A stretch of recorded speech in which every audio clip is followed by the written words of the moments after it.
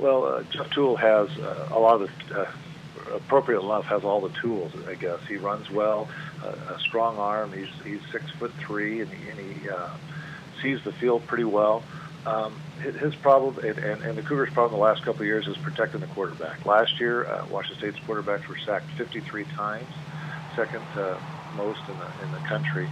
And they got a little gun shy at the end of last year. Toole was hurt, another quarterback was hurt. So it's been a process of protecting the quarterback. If Toole gets time, and the receiving core that Washington State has, they do have a very deep and talented receiving core. If the time's available, they can challenge probably any secondary in the country.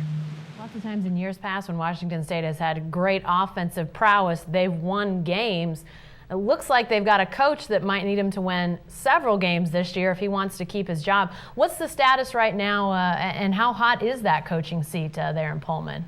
It's really interesting. The athletic director that hired Paul Wolf left at the end of last year, which usually is a bad sign for a coach.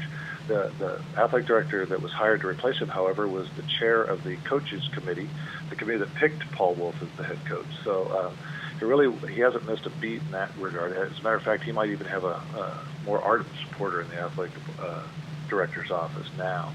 So I think more than anything, what Bill Moose, Washington State's current, athletic director is doing right now is he wants to see improvement. And I don't think there's a win number put on the season, but I think he wants to see a team that's able to compete week in and week out and go into the fourth quarter of games having a chance to win, which hasn't been the case the last 2 years.